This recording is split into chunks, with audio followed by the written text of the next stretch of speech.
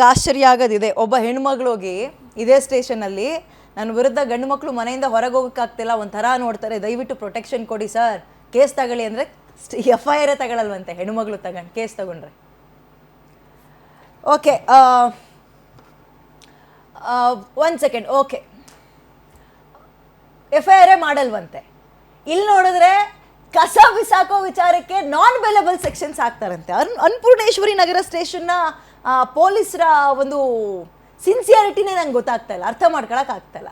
ಇದ್ರ ಬಗ್ಗೆ ಪ್ರಶ್ನೆ ಮಾಡೋಣ. ಯಾಕಂದರೆ ಇಲ್ಲಿ ಬಂದು ಸ್ಟುಡಿಯೋದಲ್ಲಿ ಇವ್ರು ಕುತ್ಕೊಂಡು ಹೇಳಿದ್ರು ಅಂತ ಇವ್ರು ಹೇಳಿದ್ದನ್ನೇ ಕೇಳ್ಕೊಂಡು ಕೂರ್ತೀವಿ ಅಂತಲ್ಲ, ಇವ್ರ ಕಡೆಯಿಂದನೂ ಏನಾದರೂ ಆಗಿರಬೇಕಲ್ಲ. ಪ್ರಾಬ್ಲಮ್ ಏನೋ ಆ್ಯಕ್ಚುಲಿ ಈಗ ಏನಾಗಬೇಕು ಅಂತ. ರಾಜು ಅವರೇ, ಸರಿ, ಈಗ ನೀವು ಕೇಸ್ ಗೀಸ್ ಅಂತ ಆಯಿತು, 65,000 ನನ್ನ ಫ್ರೆಂಡ್ ಕೊಟ್ಟ, ಈಗ ನಾನು ಲೀಗಲಾಗಿ ಹೋರಾಡ್ತಾ ಇದ್ದೀನಿ ಅಂದರೆ ವಾಟ್ ನೆಕ್ಸ್ಟ್? ಹಾಗಾದರೆ ಏನು ಮಾಡಬೇಕು ಅಂತ, ಏನಾಗಬೇಕು ನಿಮಗೆ? ಇಲ್ಲ, ಪ್ರತಿ ಹಂತದಲ್ಲೂ ನಾನು ಹೋದಾಗ ಇವ್ರನ್ನ ಹತ್ತಿಕ್ಕುವಂತ ಪ್ರಯತ್ನ ಮಾಡ್ತಾ ಇದ್ದಾರೆ, ನನ್ನ ಹೋರಾಟಕ್ಕೆ ಅಡ್ಡಿಪಡಿಸ್ತಾ ಇದ್ದಾರೆ.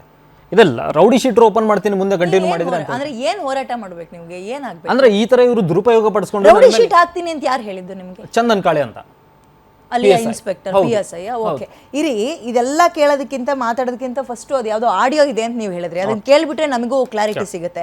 ಆಡಿಯೋ ಕೇಳಿಸ್ಕೊಂಡು ಆಮೇಲೆ ಅನ್ನಪೂರ್ಣೇಶ್ವರಿ ಸ್ಟೇಷನಲ್ಲಿ ಪೊಲೀಸರು ಇಷ್ಟೊಂದು ಪುರ್ಸೋತಿಯಿಂದ ಕೂತಿದ್ದಾರೆ, ಕೇಳೋಣ ಬನ್ನಿ. ಒಂದು ಆಡಿಯೋ ಕೇಳಿಸ್ಕೊಳ್ಳಿ.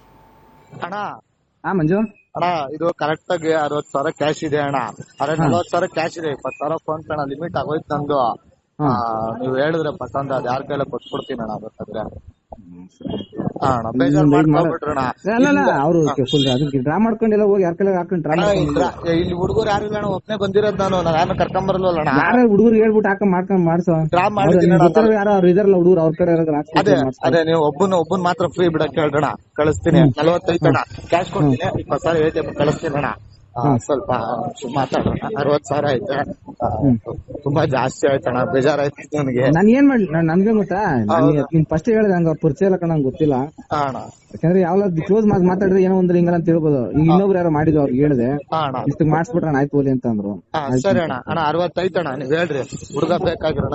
ಆಗಲ್ವಾ? ಇಲ್ಲಿ ಇರೋ ಬರೋದಿಲ್ಲ ಅರ್ಜಿನ ಅಣ್ಣ.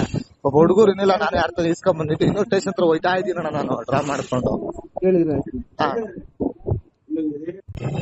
ಅಣ್ಣ ಮಂಜು ಅಣ್ಣ, ಇದು ಕರೆಕ್ಟ್ ಆಗಿ 60,000 ಕ್ಯಾಶ್ ಇದೆ ಅಣ್ಣ. 40,000 ಕ್ಯಾಶ್ ಇದೆ, 20,000 ಫೋನ್ ಪೇ ಲಿಮಿಟ್ ಆಗೋಯ್ತು ನಂದು. ನೀವ್ ಹೇಳಿದ್ರೆ ಪಸಂದ್ ಅದ್ ಯಾರ ಕೈಲ ಕೊಟ್ಬಿಡ್ತೀನಿ ಅಣ್ಣ. ಬೇಕಾದ್ರೆ ಅಣ್ಣ ಬೇಜಾರ್ ಮಾಡ್ಕೊಬಿಟ್ರಣ. ಅವರು ಅದಕ್ಕೆ ಡ್ರಾ ಮಾಡ್ಕೊಂಡೆಲ್ಲ ಹೋಗಿ ಯಾರ ಕೈಲ ಹಾಕೊಂಡು ಡ್ರಾ ಇಲ್ಲಿ ಹುಡುಗರು ಯಾರು ಇಲ್ಲ ಅಣ್ಣ, ಒಪ್ನೇ ಬಂದಿರೋದ್ ನಾನು ಯಾರನ್ನ ಕರ್ಕೊಂಡ್ ಬರಲ್ವಲ್ಲ ಅಣ್ಣ. ಯಾರ ಹುಡುಗರು ಹೇಳ್ಬಿಟ್ಟು ಮಾಡ್ಕೊಂಡ್ ಮಾಡ್ಸೋ ಡ್ರಾ ಮಾಡಿದ್ದೀನಿ. ಯಾರೋ ಅವ್ರು ಇದಾರಲ್ಲ ಹುಡುಗರು, ಅವ್ರ ಕಡೆ ಅದೇ ನೀವು ಒಬ್ಬನ್ ಮಾತ್ರ ಫ್ರೀ ಬಿಡಕ್ ಹೇಳ್ರಣ, ಕಳಿಸ್ತೀನಿ. 45 ಅಣ್ಣ ಕ್ಯಾಶ್ ಕೊಡ್ತೀನಿ, 20,000 ATM ಕಳಿಸ್ತೀನಿ ಅಣ್ಣ. ಸ್ವಲ್ಪ ಮಾತಾಡೋಣ. 60,000 ಐತೆ, ತುಂಬಾ ಜಾಸ್ತಿ ಆಯ್ತಣ್ಣ. ಯಾರ್ಯಾರ ನಡುವೆ ನಡೆದಿರೋ ಕಾನ್ವರ್ಸೇಷನ್?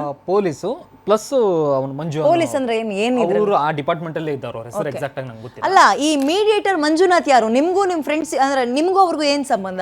ಪರಿಚಯ ಹೆಂಗೆ? ಆಕ್ಚುಲಿ ಅವ್ನು ನನ್ನ ಪರಿಚಯ ಇಲ್ಲ ಮೇಡಮ್, ಇದುವರೆಗೂ. ಮಂಜುನಾಥ್ ಅನ್ನೋರು ನಿಮಗೆ ಗೊತ್ತಿಲ್ಲ? ಸ್ಟೇಷನ್ ಏನೋ ವರ್ಕ್ ಮಾಡ್ತಾರಂತೆ ಅವರು, ಆ ರಿಲೇಟೆಡ್ ಏನೇನೋ ವರ್ಕ್ ಮಾಡ್ತಾ ಇರ್ತಾರೆ.